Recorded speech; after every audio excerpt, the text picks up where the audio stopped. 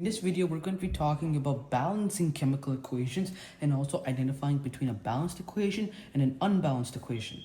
So a balanced equation is where we have the reactants on one side and the products on one side, and the number of elements in the reactants is equal to the number of elements in the products. So you can't change the subscript over here, but because that's not possible, even in a chemical reaction, they have to be balanced. An unbalanced equation is the complete opposite of a balanced equation.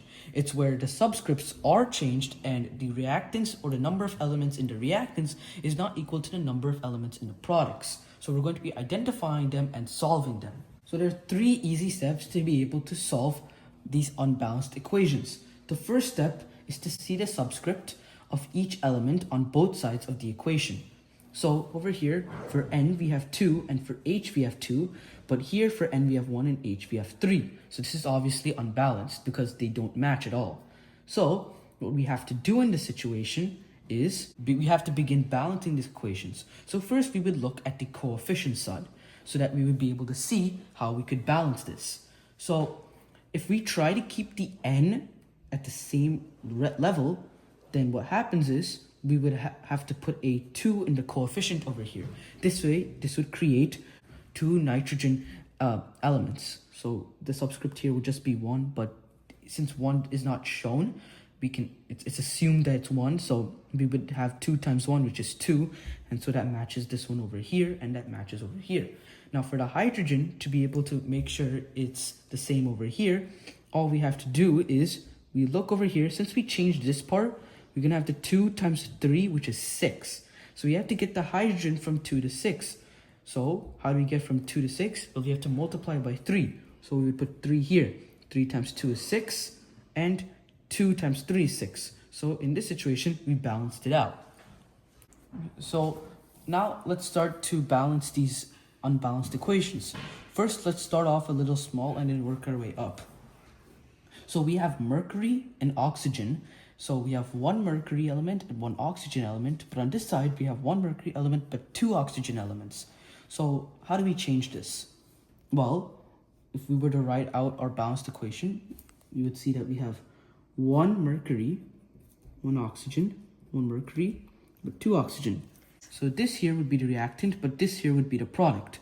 So if we were to make this more balanced, then what we would do is we would put 2HGO, and we would put 2Hg plus O2. So in this situation, we have 2 mercury elements with 2 oxygen, and here we have 2 mercury elements with 2 oxygen. So in other words, that it eventually balances out.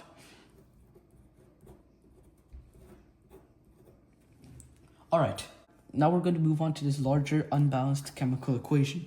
So there's 1 Na, so 1 fluorine, and then 1 magnesium, but 2 bromine. Now, the sodium stays the same, the bromine turns to 1 instead of 2, the magnesium stays the same, but now we have 2 fluorine. So, how do we deal with this? First of all, we have to use coefficients. We can't change the subscripts, so we have to use the coefficients so that we'll be able to balance this equation out. So I'll do the work here. We'll have this part, since there's 2 fluorine over here, to be able to make this fluorine, like 1 fluorine element to 2 fluorine element, I'll add 2, the coefficient 2 to the Na, to the sodium fluorine over here. And I'll change this part later. Now we have this magnesium over here, 1 magnesium, but 2 bromine, but over here we have 1 bromine and 1 magnesium. So now what I'm going to do is I'm just going to keep the same equation though, and I'll change this part over here later. So we'll have 1 magnesium and 2 bromine. Now we'll go and we'll change the product side now. So since we have 2 sodium, but here we have 1 sodium, we're going to have to add 2 sodium again. But since there's 2 bromine but 1 bromine, and since bromine is already attached to the sodium, we'll keep the bromine as it is. So that effectively means that we have 2 bromine on both sides and 2 sodium on both sides. But what about this fluorine? We have the regular fluorine over here. So since we have this coefficient, that would be 2 fluorine on this side. And since we have this plus magnesium fluoride with 2 over here, the 2 subscript, we would have magnesium and fluoride, we would keep it the exact same. So now if we were to recalculate the elements, we would have 2 Na or 2 sodium,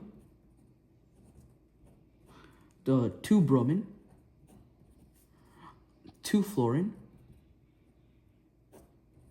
and 1 magnesium on both sides, which then turns this into a balanced equation.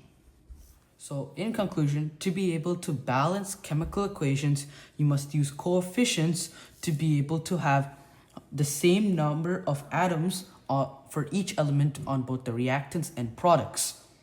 So a way you can organize it so that you don't get confused is to do this kind of way, so that you'll be able to identify the amount of the element on both sides, and from there you can use your creativity to be able to balance these equations out.